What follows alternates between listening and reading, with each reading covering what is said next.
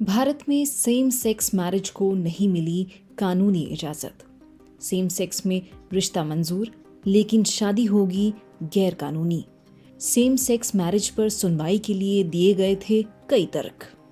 Supreme court ने same sex marriage पर फिर वही फैसला सुनाया है जो साल 2023 में सुनाया था, यानी भारत में सेम सेक्स मैरिज इलीगल ही रहेगी।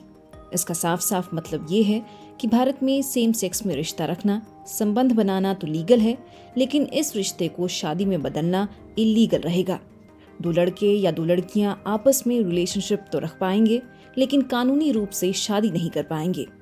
सुप्रीम कोर्ट ने अपने पुराने फैसले पर पुनर्विचार करने से इनकार कर दिया है। 5 जजेस की बेंच ने कहा कि उन्होंने सेम सेक्स मैरिज को मान्यता ना देने वाले पुराने फैसले को ध्यान से पढ़ा है और उसमें कोई गलती नहीं है। आपको बता दें, दुनिया के 120 देशों में समलैंगिकता यानी होमोसेक्सुअलिटी को अपराध नहीं माना जाता है, लेकिन सिर्फ 36 देशों में सेम सेक्स में शादी करने की परमिशन है। इसका मतलब ये है कि दुनिया के 84 देशों में होमोसेक्सुअल रिलेशनशिप्स को इजाजत तो है, लेकिन गे मैरिज की इजाजत नहीं है। ऐसा ही एक देश भारत भी है। 2001 में नीदरलैंड दुनिया का पहला ऐसा देश था जहां समलैंगिक शादी की अनुमति दी गई।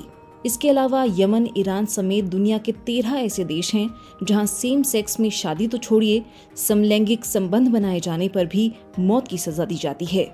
भारत में 2018 से पहले सेम सेक्स रिलेशनशिप यानी लड़का लड़का और लड़की लड़की के बीच शारीरिक संबंध बनाना कानूनन जुर्म था, लेकिन सितंबर 2018 में सुप्रीम कोर्ट के 5 जजेस की बेंच ने इस कानूनी प्रावधान को खत्म कर दिया।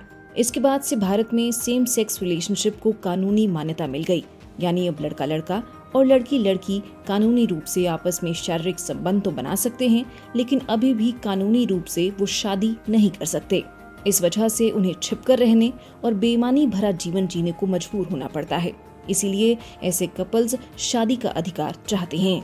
सुप्रीम कोर्ट ने 2023 के अपने फैसले पर दोबारा विचार इसलिए किया था क्योंकि उन्हें कुछ ऐसे तर्क दिए गए थे। ऐसा कहा गया कि समलैंगिक शादी को मान्यता नहीं मिलने से ग्रेच्युटी, गोद लेने, सरोगेसी जैसे मूल अधिकारों का पूरा फायदा नहीं मिल रहा।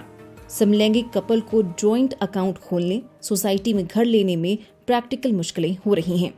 स्पेशल मैरिज एक्ट का सेक्शन 4 किसी भी 2 नागरिकों को विवाह करने की इजाजत देता है, लेकिन सब सेक्शन C सिर्फ पुरुषों और महिलाओं की शादी को इजाजत देता है।